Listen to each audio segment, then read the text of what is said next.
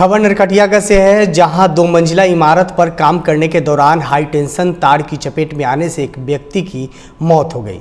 बताया जा रहा है कि सेंटरिंग कार्य के लिए 2 मंजिला इमारत पर मजदूर चढ़ा हुआ था और घर के छत से ही बिजली की तार गुजरा हुआ था, जिससे काम करने के दौरान अचानक बिजली की चपेट में आ गई, जिसके बाद आनन फानन में लोगों ने अस्पताल पहुंचाया, लेकिन रास्ते में ही मजदूर ने दम तोड़ दिया।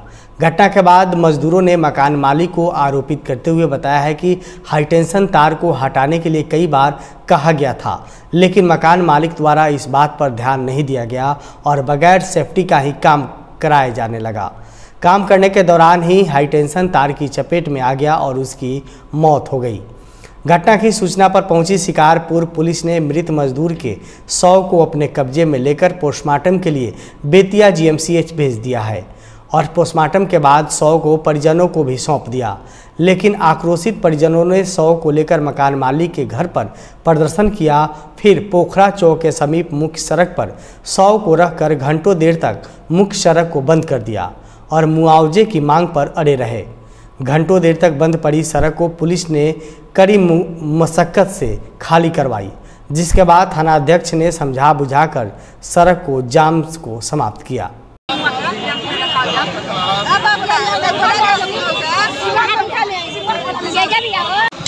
एक्चुअली एक पेशेंट आए हैं भूखल राम करके, हमारे पास जो आए थे तो वो तो ब्राउन भी थे, है ना, कुछ बीपी वगैरह वाला सारा कुछ नहीं लिखा हुआ था, बीपी नहीं दिख रहा था, रिकॉर्ड नहीं हो रहा, पल्स वल्स मतलब जो भी वो कुछ नहीं था, पिपल वगैरह पर डायलेट था। तो इसलिए बोले हम लोग जैसा बताया कि इलेक्ट्रिक शॉक लगा है, कहीं पर काम वाम कर रहे थे तो वहीं पे इलेक्ट्रिक शॉक लगा, उसकी वजह से शायद यहाँ पर हमारे पास प्रॉब्लम गए थे साइड पे काम करने। साइड पे काम करने गए तो हम लोग नीचे में सीढ़ी में सपोर्ट लगा रहे थे, वहीं साइड वाइड सब मार रहे थे। ऊपर कंटिलीवर में ये और एक और आदमी थे लोग, तो एक आदमी चला गया ईंट लेने और ये जो थे वहाँ पे ईंट लगा रहे थे। वहाँ पे ऐसा है जो 11,000 जो है वो जो पूरा करीबी में था, ज़्यादा हाइट में नहीं थे, एकदम करीबी में था। ये वहाँ पे ईंट लगा रहे थे, ईंट लगा के जैसे मतलब कि उठे तो उनका हाथ पड़ गया उसी पे। किनके मकान में काम हो रहा था? प्रहलाद ऐसा ही कुछ है, प्रहलाद शाह के मकान में काम। कहाँ की घटना है ये तो SSB कैंप है, SSB कैंप। अब ठीक उसी के सामने जो दूसरा वाला गेट है कि पता नहीं उतना, उसी के सामने ठीक घटना। कब की घटना है? ये घटना हमको लगता है अभी फिलहाल में का है, जो हम अभी कितना समय रहे इससे समझिए ना कि आधा घंटा से थोड़ा सा लाइन उनका से मालिक से कहे तो लाइन ना कटल रहा, कहता ना कटाई, बस इस साइड बांध लो, बस वही में लाइनिया में शॉर्ट गई, ठीक बा, अब बस इनका करेंट मार गया, गिर गई। ठेकेदार हमने के फोन कर लो, कहता रहे कि 6 बजे सुबह में तो नहीं काम करे आवा जा, हमने कही जान कौन सेफ्टी बिना कुछ नहीं कह। ठेकेदार कहता ये काम कर सामान मान सब सरिया ढलाई चालू होकर बात। शिवहर में मनरेगा द्वारा किए गए कार्य में भारी अनियमितता को लेकर आक्रोशित लोगों ने जिलाधिकारी को आवेदन सौंपा है। कई आरोप लगाया है, जिसमें पंचायत के मुखिया और पंचायत सेवक भी शामिल है। पूरा मामला जिले के सरसौला खुद पंचायत की है। आवेदन में कहा गया है कि 30 डिसमिल जमीन मनरेगा योजना के तहत तालाब खुदाई के लिए चयनित किया गया था। सारी कागजी प्रक्रियाएं पूरी कर ली गई, लेकिन तालाब का खुदाई लंबित रहा। वहीं जब इसकी जानकारी की गई तो पता चला कि तालाब निर्माण मद की राशि का उठाव कर लिया गया है, जबकि धरातल पर तालाब की खुदाई हुई ही नहीं। इससे साबित होता है कि फर्जीवाड़ा कर राशि का गबन कर लिया गया है। वहीं पीड़ित आवेदक विजय कुमार सिंह ने जिलाधिकारी से जांच कर दोषियों के विरुद्ध कार्रवाई करने की मांग किया है।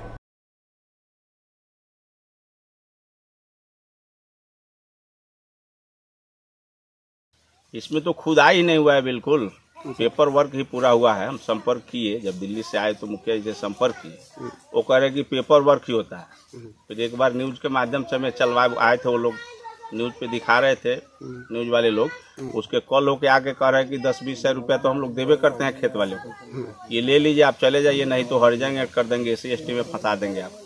अब बाहर भीतर रहते हैं, कहाँ ही झमेले में पड़ रहे हैं। मनरेगा का काम हमारे पंचायत में से ही चलता है। यहाँ वरीय पदाधिकारी आए और इसका जांच करवाए कि निकासी कैसे हुआ, बिना जीरो टैग के घर बैठे कैसे काम हो गया। और मुखिया का कहना है कि पेपर में ही वर्क कर लेते हैं हम। इसकी उचित जो जांच है वो जांच हो। जांच के बाद जो उचित कार्रवाई या तो हमारे पोखर का खनन हो या सरकार का जो गलत निकासी पैसे का दुरुपयोग हुआ है वो लोग रिकवरी जमा करें। किशुनदेव सौलख पंचायत के निवासी हुए, ये मनरेगा द्वारा पोखरा का खनन हुआ था। जब तक इसकी न्याय नहीं मिलेगी, खबर एक बार और चला हुआ था लेकिन इस पे कोई ऐसे पदाधिकारी लोग नहीं है और चुनाव भी थे उसमें बिजी होने के कारण नहीं है। लेकिन हाँ, जब तक ये न्याय नहीं मिलेगी तब तक हम लोग यहाँ अगर जरूरत पड़ी तो भूख हड़ताल करेंगे। हम लोगों को धमकी दी जाती है कि हरिजन एक्ट कर देंगे, हरिजन एक्ट में फंसा देंगे, तुम क्या कर लोगे। और मजबूरी हो गया। और जब तक ये देख लीजिए पोखरा नहीं, यही नहीं पूरे पंचायत का यही हाल है। यही नहीं कहेंगे हम, पूरे पंचायत का यही हाल है। आप पूरे ससौला पंचायत में हम आप लोगों को इनवाइट करते हैं कि पूरे एक एक वार्ड में जाके देख के आइए, सब वार्ड में यही हाल है। तीसरी बार नरेंद्र मोदी को भारत के प्रधानमंत्री बनने पर मोतिहारी में समाजसेवी और उद्योगपति यमुना सिकारिया ने अपने मंदिर कैंपस में समर्थकों के साथ दीप प्रज्वलित किया और मोदी मोमेंटो संग्रहालय में भी दीप प्रज्वलित कर लोगों के बीच मिठाइयाँ बांटी है। बता दें कि बिहार का ये पहला मोदी मोमेंटो संग्रहालय श्री सिकारिया के पास है। इस संग्रहालय में एक साथ 56 मोमेंटो मोदी का रखा हुआ है। वहीं इस मौके पर श्री यमुना सिकारिया ने कहा कि भारत के चुनाव पर विश्व की नज़र थी। मोदी जी को तीसरी बार प्रधानमंत्री बनाने के लिए मैं सभी भारत के जनता जनार्दन को धन्यवाद देता हूं। लोगों ने भरपूर वोट दिया मोदी जी को और अपना विश्वास भी कायम रखा। अब वह दिन दूर नहीं कि भारत विश्व गुरु बनेगा और विश्व का मार्गदर्शन करेगा। भारत को विकसित देश बनाने का सपना पूरा होगा। इस अवसर पर सुधीर शुक्ला, शैलेश जैन, विकास कुमार, अनिल प्रसाद, अभय कृष्णा के साथ केशव सिंघानिया उपस्थित थे।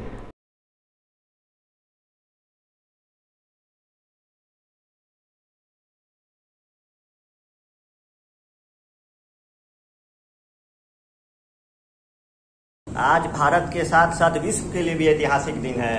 एक लंबी प्रतीक्षा के बाद फिर तीसरी बार लगातार मोदी जी शपथ ग्रहण करने जा रहे हैं। हमारा विजन शुरू से भाजपा का एक ही रहा है, सबका साथ, सबका विश्वास, सबका प्रयास के साथ ये सरकार पूरा 5 साल पूरा करेगी। जिस प्रकार हमने पिछले 10 वर्षों में सड़क, परिवहन, रेल, एयरपोर्ट के निर्माण में, शिक्षा के क्षेत्र में, आयुष्मान भारत के क्षेत्र में, किसानों के कार्य में और पुरानी संस्कृति धरोहर को बनाने में हमने जो समय मोदी जी ने भाजपा सरकार ने दिया है, आने वाले 5 वर्षों में इसे और बढ़ाया जाएगा। सरकार की योजना है कि सूर्य योजना के तहत सभी घरों में बिजली पहुंचे। नारी शक्ति के कारण नारियों को पूरा अधिकार मिले। आरक्षण की व्यवस्था सरकार ने कहा है कि नए संसद भवन में आने वाले चुनाव में नया परिसीमन करके पूरे देश में हर विधानसभा क्षेत्र, हर लोकसभा क्षेत्र में नारी जाति को सीट दिया जाएगा ताकि उनका प्रतिनिधित्व भी बढ़े। मोमेंटो संग्रहालय में, ये मोदी मोमेंटो संग्रहालय बिहार का एकमात्र संग्रहालय है। यहाँ 56 मोमेंटो मोदी जी के हैं जो उन्हें देश विदेश से प्राप्त हुए हैं। गंगा सफाई अभियान के तहत उन्होंने इसकी नीलामी की थी, तो हुए 4 बार नीलामी में मैंने इसे प्राप्त किया है और इसे संग्रहालय के रूप में सुरक्षित रखने के लिए मैंने यहाँ इसे रखा है। नरकटियागंज में बर्नवाल युवा मंच द्वारा आशीर्वाद सह सम्मान समारोह कार्यक्रम का आयोजन किया। इस कार्यक्रम में नीट परीक्षा में क्वालिफाई करने वाले शहर के बच्चों को सम्मानित किया गया। साथ ही बच्चों को स्टेथोस्कोप, डॉक्टर्स ड्रेस वितरण किया गया। इस दौरान सम्मानित होने वाले बच्चों में अनिकेत कुमार, हैप्पी कुमारी और हर्षित राज शामिल थे।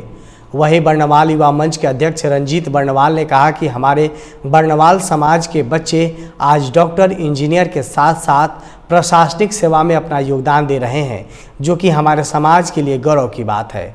वहीं सचिव आशीष कुमार ने बताया है कि हमारे बर्नवाल समाज में एक परंपरा बनी हुई थी कि हमारे बर्नवाल समाज के बच्चे अधिकांशतः अपने पैतृक व्यवसाय को आगे बढ़ाने में अपने को समर्पित करते रहते हैं, लेकिन आज के हर बच्चे क्षेत्र में, चाहे वह स्वास्थ्य का क्षेत्र हो, चाहे वो इंजीनियरिंग का हो या प्रशासनिक क्षेत्र का हो, वे हर क्षेत्र में अपना योगदान दे रहे हैं। अच्छा लग रहा है, मतलब मेरा मेहनत सफल हुआ तो खुशी मिल रही है। हमारे यहाँ ऐसा माना जाता है कि मतलब बेटा सब करते रहते हैं, लेकिन मतलब अगर बेटियों को आप पढ़ा दीजिएगा तो वो बेटा बन के दिखाएगी। इसलिए मैं ये कहना चाहती हूँ उन्हें पढ़ाइए, उन्हें आगे बढ़ाइए। बहुत अच्छा महसूस हो रहा है। मैं बहुत खुश हूँ, अपने माता पिता का बहुत धन्यवाद करता हूँ जिन्होंने मुझे आगे तक सपोर्ट किया, मुझे पढ़ाया लिखा, और भगवान का शुक्रिया अदा करता हूँ जो भी रिजल्ट मिला है उसके लिए धन्यवाद करता हूँ। हमें तो खैर बहुत खुशी है कि हमारे समाज के बच्चे निकाले हैं और आशा करते हैं कि आगे भी बच्चे IAS IPS निकालें, बहुत खुशी होगा। और बच्चे से मैंने हम ये आशा रखते हैं कि आगे चल के बच्चे समाज के नाम रोशन करें। हमारे बरनवाल समाज में एक परंपरा चली है पहले से कि हमारे बच्चे अपने पिताजी के व्यवसाय संभालते हैं, लेकिन ये एक अच्छा शुरुआत हुआ कि हमारे समाज के बच्चे कुछ नीट क्वालिफाई किए, कुछ IAS की तैयारी कर रहे हैं, कुछ IPS की तैयारी कर रहे हैं। ये देख करके हमारे समाज के बच्चों को उत्साहित वो भी होंगे और वो भी अपना पढ़ाई अच्छा करेंगे और अपने जीवन में कुछ अच्छा बन बहुत अच्छा है कि हमारे समाज के बच्चे भी अब हर जगह हर क्षेत्र में निकल रहे हैं। जैसे अभी आज के डेट में हमारे वीडियो के 3 बच्चे निकले हैं नीट के एग्जाम में। हम उम्मीद करेंगे कि आगे भी और हमारे समाज के बच्चे कम से कम IAS IPS के भी निकले और भी इंजीनियरिंग में निकले, हर चीज़ में निकले कि और इससे भी बढ़ चढ़कर हम लोग आगे। बड़ी खबर नरकटियागंज से है, जहां दहेज के दानवों ने मिलकर एक विवाहित महिला की गला दबाकर हत्या कर दिया है, जिसके बाद घटना की सूचना मिलते ही पुलिस ने बड़ी कार्रवाई की है और हत्यारे पति को गिरफ्तार कर लिया है। पूरा मामला शिकारपुर थाना क्षेत्र के अंतर्गत DK शिकारपुर गांव की है। वहीं मृतका के परिजनों ने दामाद और मृतका की सास पर दहेज के लिए गला दबाकर हत्या कर देने का आरोप लगाते हुए शिकारपुर थाने में FIR दर्ज कराया है। हालांकि पुलिस ने आरोपित पति को गिरफ्तार कर लिया है। बता दें कि 3 माह पूर्व ही हिंदू रीति रिवाज से मृतका की शादी हुई थी। शादी के बाद से ही ससुराल वालों ने दहेज के लिए प्रताड़ित करता था। वहीं थानाध्यक्ष अवनीश कुमार ने बताया कि मामले में FIR दर्ज कर आरोपित पति को गिरफ्तार कर लिया है और शव को कब्जे में लेकर पोस्टमार्टम के लिए बेतिया GMCH भेज दिया है। 15 दिन 20 दिन पहले दामदा जे बोलू लाइन में साटा का मुआ दे हमारे बेटी को लगे हमरा का मुएब तू सट हम सटम दुनू गोरा मरल जाई अनु तो दहेज हम 2,41,000 रुपया कैश दे दिले बानी, 99,000 के बाइक दिले बानी, फर्नीचर का सामान सब दिले बानी, सिलाई मशीन दिले बानी, फुलहा बर्तन दिले बानी, कुछ कमी ना कलन। एगो सिकड़ी औंठी बाकी रह गए वही पर एती करके हमारा बेटी के गाला दाब के मुआ दिला। खबरों की फास्ट ट्रेन में हो जाइए सवार। 30 मिनट में बिहार झारखंड की हर खबर, राजनीति, अपराध, खेल, मनोरंजन से लेकर व्यवसायी जगत पर नजर। आधे घंटे में 30 बड़ी खबरें। देखिए रियल न्यूज बिहार पर रोजाना रात 9 बजे।